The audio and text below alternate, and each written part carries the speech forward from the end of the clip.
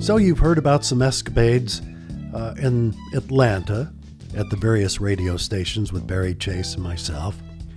Now I want to creep on up to the nation's capital, to Washington, D.C., where I was put with a guy by the name of Jim Elliott, and the two of us rode a wave of success all the way up to number one in the nation's capital.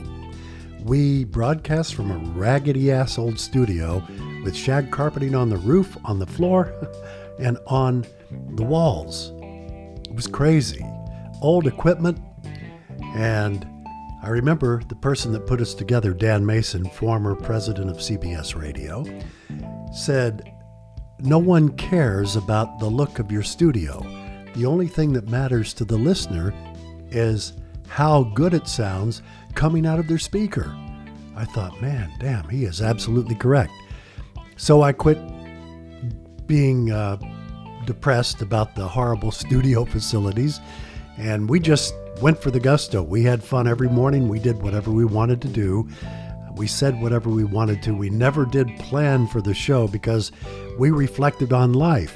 And how can you plan a day in advance for what hasn't happened yet in life the following day, right? We had no idea we had listeners because of the environment we broadcast from. In Bladensburg, Maryland, in the basement of a 4-story building. So one of the reasons I'm doing the podcast really is for the grandkids, for the family, and for the loyal listeners we had over the years. I've listened to all of the Elliott and Woodside air checks, and when I listen to them, I become very emotional.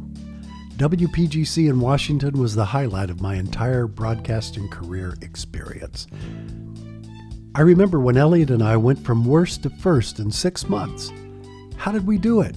Again, by being ourselves.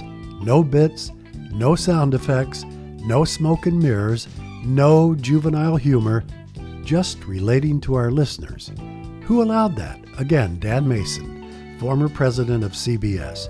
He had a stellar record once he left WPGC, and of course he put WPGC on the map before he left. He's been a great friend and a hell of a genius radio manager. Once I went to him and I said, "Is everything okay? Am I doing all right after I first moved to Washington?" He said, "Son, I'll tell you when you're not doing everything right. Just keep on being you. You'll be fine. Hug the ladies and kiss the babies." And that's what we did every single morning. We did have one character, however. So keep in mind, we are broadcasting on a 100,000 watt FM station in Bladensburg, Maryland, but the signal covers all of DC and most of all of Metro Virginia and a lot of Maryland up to Baltimore. So we had a gigantic listener base. I came up with this concept. One morning, my partner Jim Elliott turned on his mic and he asked me a question about Congress or something. I have no idea what it was about, but for some unknown reason, I decided to use a Southern voice. And he asked me who I was, and I told him, "My name is Congressman Buford T. Cotton Picker. That's who the hell I am. I'm here for greed and money, and my constituents can go to hell." Well, the rest is history. At the time, Dick Marriott owned the radio station, and he asked, "Guys, can you do that bit twice a morning because I love it?" Well, we burned the poor congressman out after 90 days. I even went to personal appearances, believe it or not, dressed up like a crazy-looking Southern congressman would look in my own mind. And it was in an Uncle Sam outfit with an Uncle Sam hat and a beard. No one knew who I was because, hey, it's hard to detect radio faces, right? But it became a big anchor, that character, on the morning show. And keep in mind, up to that time in Washington, D.C., up to 1978, there really was no humor in the nation's capital on radio. It was all talk radio on WMAL or light humor on WMAL with Hardin and Weaver, God bless their souls, great, great team. But we took it to the next step. And we were always on that line, whatever that line is, that comedic line, to keep from falling off the edge, to keep from getting trouble with attorneys.